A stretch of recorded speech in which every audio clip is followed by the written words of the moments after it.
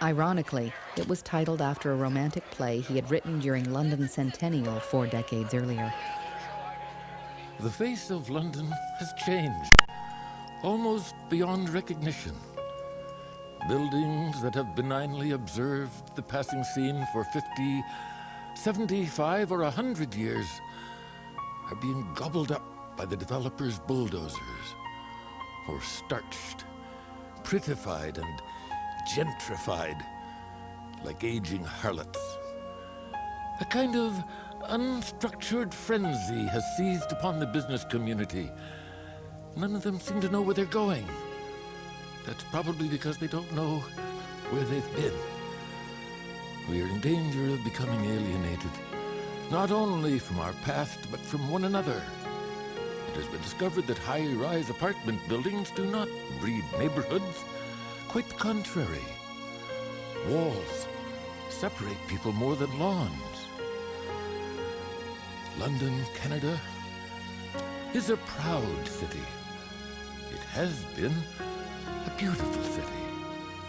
Its pride and its beauty can be secured and maintained only by constant, unremitting vigilance.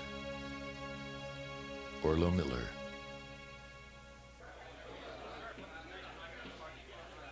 I was sued by Ontario Hydro. That lawsuit was abandoned. I was illegally removed from the London Hydro Commission by the London City Council. That decision was challenged in court and was overturned. A lover whose advances I finally rejected complained of criminal misconduct to the anti-racket squad of the Ontario Provincial Police and to the London Police Department. I think I was just coming back from a London Hydro meeting. We'd had a real controversy erupt early December of 1996, and I'd been covering a lot of the daily nonsense that was going on there. There was a major controversy about the new president they just hired, and a couple of commissioners weren't getting along with him, and all these allegations about private detectives and who was tailing whom and all this sort of ugliness, and it was becoming a real it was painting a picture that was sort of not that good of Hydro and quite frankly of London. Anyway, I think it was coming back from one of those meetings or at the meeting, I can't remember, but I got word that we were one of the 3 finalists for the Summer Games. The Canada Summer Games were the biggest multi-sporting event in the nation. London, after being rejected for 2 earlier tournaments, had made the shortlist with 2 tourism capitals, Ottawa Carleton and the Niagara region. While the city came up short on its sporting facilities, London's ace was its community spirit. In late April, the bid selection committee started its tour of all 3 cities to select the winner. London was 3rd on the list. I have to tell you that I was very nervous when I went to bed that night. Didn't get a lot of sleep, and all through the night, all I could do was hear this wind howling. And it just, you know, I had visions of like snow and hail coming down. And when I finally woke up that morning, we knew that it was not going to be the best day. And I think there was at least probably one moment where I wanted to go back to bed. By the time the committee's bus reached London, it was pouring.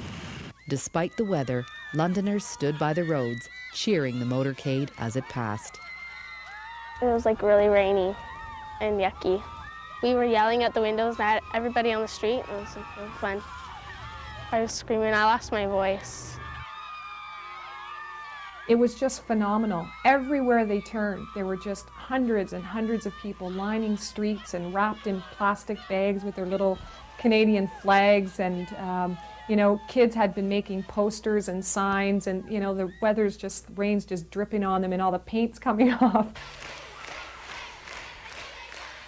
They brought the site selection people in a bus, a tour bus, and there's an elevator in the convention center, and they brought it up, and they opened the doors of the bus and then trotted the people directly into the hall, and the people were just in a frenzy. It was great. It was the best rally I've ever seen, bar none.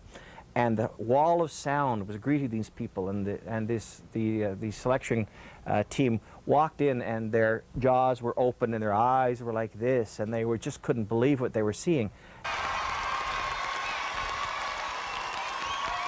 We came, you conquered.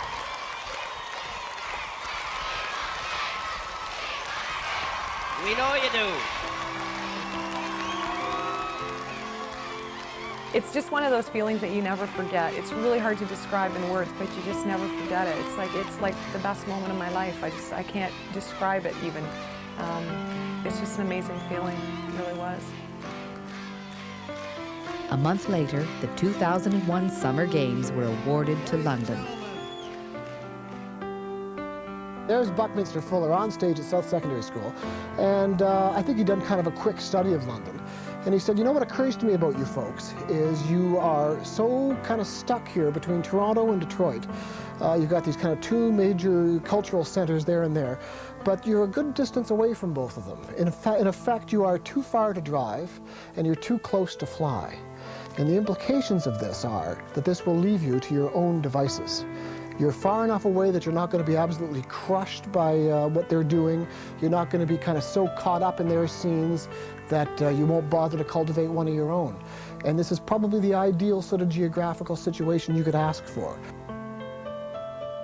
Within the first decade of the new millennium, London's population will reach 400,000, twice what it was in 1965, 10 times what it was in 1900, and 200 times what it was in 1840.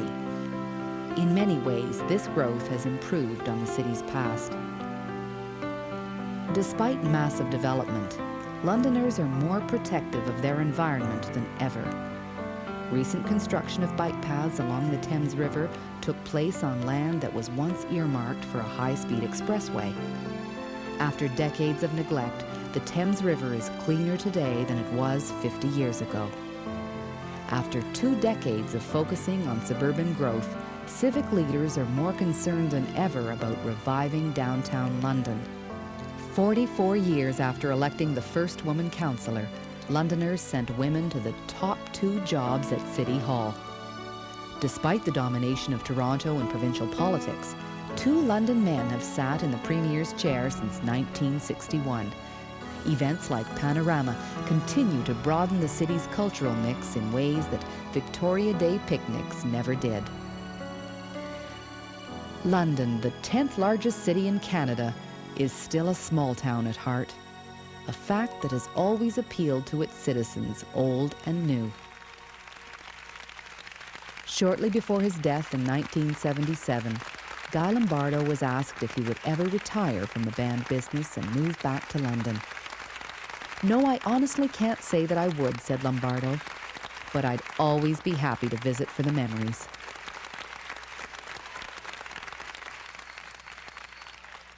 Ladies and gentlemen, Her Worship, Diane Haskett. In the words of the English poet William Blake, what now is was once only imagined.